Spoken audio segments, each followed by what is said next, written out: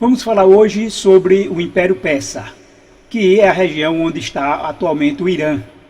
E também saber que na época de Esté houve essa data 13 de Adar, que foi a data em que Amã influenciou o rei a assinar um decreto para aniquilar todos os judeus, ou seja, todo Israel, já que não era só lá na capital em Suzã, mas em todo o Império Persa. Isso abrangia inclusive Jerusalém. Então, ou seja, era para riscar Israel do mapa, para aniquilar, extinguir todo o povo de Israel em todo o Império Persa que dominava o mundo naquela época.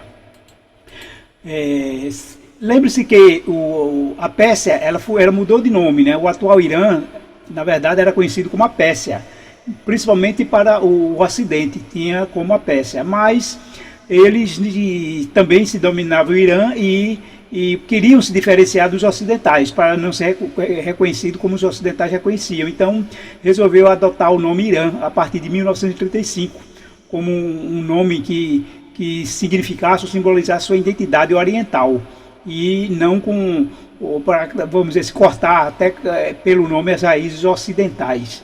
Então, o Irã, na verdade, é a antiga Pérsia, né, ou região da Pérsia, que é então a atual Irã. Inclusive mudaram a bandeira da Pérsia e a atual bandeira do Irã. Mas vamos voltar um pouco ao tempo da época de Esté. Esté, o livro de Esté tem uma mensagem apocalíptica. É por isso que até hoje não se definiu claramente que época foi essa época de Esté, Mordecai, quem foi realmente Assuero, Xerxes, né? Embora através de Heródoto, né, por causa de Heródoto, o mundo hoje, né, atribui que esse Assuero ou Xerxes, na época de Esté, foi então o que veio logo após Dario, né, o filho de Dario, e que foi então esse Xerxes. Mas nisso na Bíblia não há consenso, porque na Bíblia não há nenhum registro de guerra de Xerxes contra a Grécia. Não há nada que realmente confirme as informações de Heródoto, inclusive dizer que ele foi porque a Bíblia classifica ele como um imperador muito rico, né, e usaria toda a sua riqueza contra a Grécia. E aí se atribui que foi esse Xerxes, mas a Bíblia não resiste a essa guerra de Xerxes ou Assuero contra a Grécia. Então não há realmente uma definição de quem realmente foi ele. Mas eu creio que a Bíblia quis manter assim para que não ficasse apenas como um livro histórico, né, como algo histórico, um evento no passado, mas ele tem uma mensagem apocalíptica. Isso porque, observe que Vasti ela foi chamada no 7º dia da festa, do banquete de Assuero. Somente no 7º dia Vasti foi chamada. Esté se casou com o rei no 7º ano do seu reinado. Esté também foi cuidada por 7 servas, e o harém do rei era administrado por 7 eunucos. O rei tinha como principais conselheiros ou ministros 7 ministros. E então no livro de Esté houve um decreto de morte por questão de adoração, né, por causa a princípio de Mordecai recusar se dobrar, né, reverenciar Amã.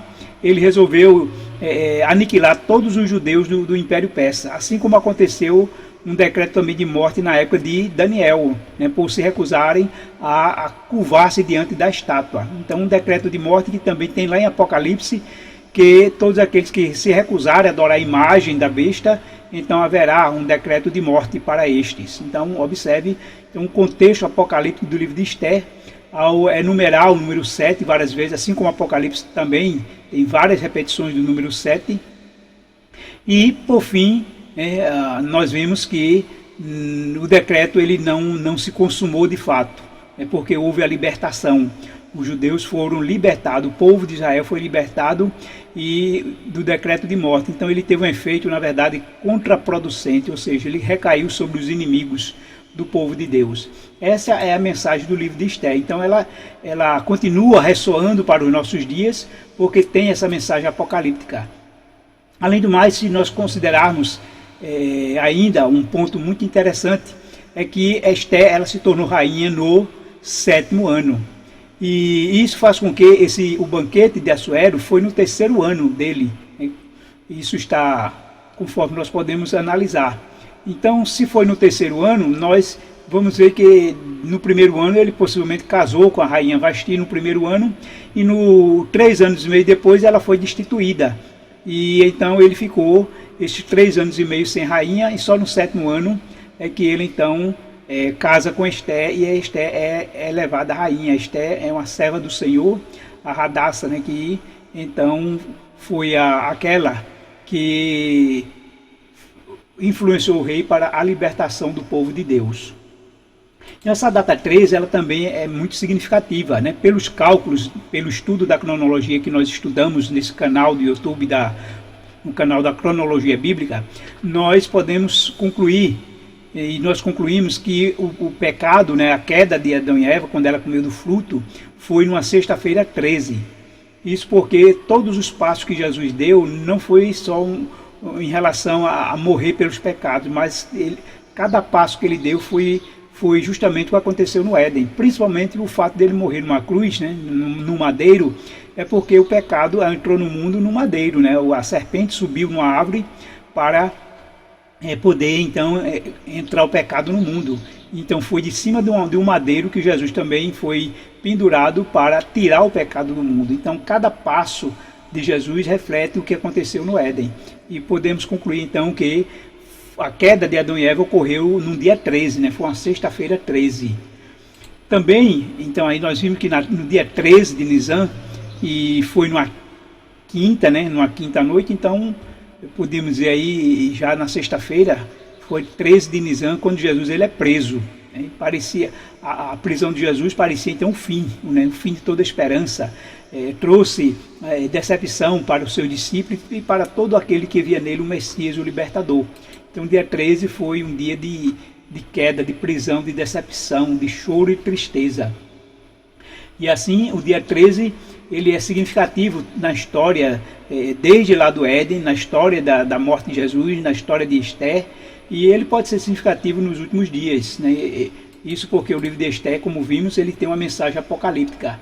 Logo, podemos ver que o que ocorreu logo em seguida da prisão de Jesus foi a morte, né? O que parecia ser o fim, mas foi o dia da libertação, porque a morte de Jesus foi que trouxe libertação para o pecado, para que todo que nele crê não pereça, mas tenha vida eterna. E ocorreu no dia 14 de Nisan, que foi uma sexta-feira.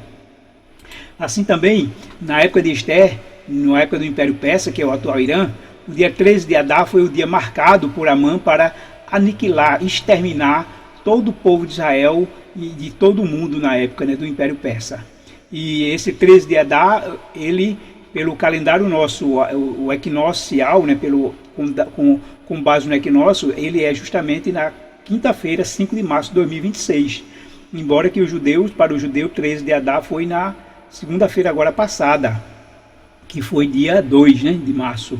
E dia 14 da festa do Purim, eles estão comemorando dentro dos bunkers, devido à guerra, comemorando, no caso, na data de ontem, dia 3 de março, como dia 14, dia do Purim. Mas aqui nós estamos calculando com base no equinócio, né, conforme todo o nosso estudo da cronologia bíblica. Então, com base no equinócio que começou, né, o ano de 2026, não, na verdade não vou usar esse 2026 porque é o ano gregoriano, mas o ano bíblico 5.995 começou no dia 21 de março de 2025. Então logo, Adar é o 12º mês do ano, ou seja, o último mês do ano. E então, dia 13 de Adar, ainda de 5.995, agora dia 5 de março de 2026, que vai ser na próxima quinta-feira. Mas o dia que foi decretado para extinguir, aniquilar os judeus, esse dia então ele se reverteu, porque foi um dia em que os judeus venceram os inimigos, né? Em vez de ser destruído, eles que destruíram todos os seus inimigos. Então se transformou, o dia que era de luto se transformou num dia de festa. Então no dia seguinte, já que o dia 13 foi só de luta, né, de combate, então no dia seguinte foi Esther junto com Mordecai, né, a pedir ao rei para estabelecer como um feriado para os judeus. Dia 14 de Adar foi a festa de Purim. Então é comemorado Purim até hoje, em comemoração a esse dia da libertação do povo de Israel, né, dos judeus, do decreto de Amã. E esse dia, então, agora, né, no nosso dia, vai ser agora, próxima sexta-feira, dia 6 de março. Então, 6 de março agora, sexta-feira, 14 de Adar, é comemorado pela data do equinócio, então a festa de Purim. O que nós também podemos aprender com isso? Não sei se essa guerra que justamente eclodiu, né, sábado, dia 28 de fevereiro, ele tem alguma relação com essas datas, né? Ou será uma mera coincidência? Vamos aguardar, né? A partir de amanhã, que é 5 de março de 2026, que é dia 13 de Adar, e sexta-feira, então, dia 6 de março, é 14 de Adar, que é a festa do Purim. Então, se tiver alguma relação nessa guerra, tiver alguma relação com essas datas, é o que nós vamos aguardar, ficamos na expectativa. Mas lembrando que a mensagem do livro de Esther não é uma mensagem histórica que ficou no passado, mas é uma mensagem que ecoa até hoje, e ela traz a mesma mensagem que traz o livro de Daniel, de um decreto de morte, que também o livro do Apocalipse traz também essa mesma mensagem, Apocalipse 13, e que tem uma relação com os Estados Unidos da América, né? Porque esse decreto ele está relacionado à segunda besta, ou a besta da Terra, que é os Estados Unidos da América, que a gente vê cumprindo, né? Mesmo nos nossos dias atuais, estamos vendo os Estados Unidos cumprindo essa profecia, ao se impor ao mundo, ao falar como dragão, ao impor ao mundo a sua autoridade. Então, diante disso, a gente pode esperar que essa guerra dos Estados Unidos contra o Irã, diante da cosmovisão, né, profética, não vai ser uma guerra em vão, e nem vai ser uma derrota para os Estados Unidos. Isso se estiver dentro desse contexto profético. Não me refiro à questão apenas imperialista ou ocidental ou política, mas pela visão bíblica, né?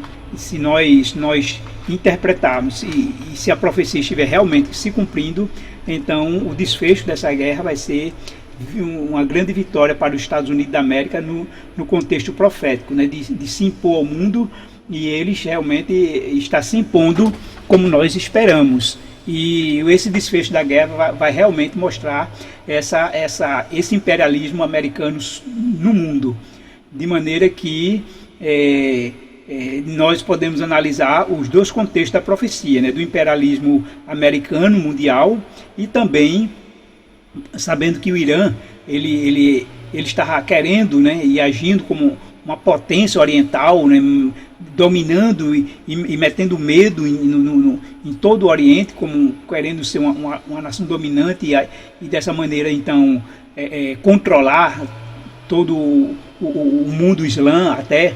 Isso faz com que bloqueasse o Evangelho, né, com esse poder ditatorial perseguidor.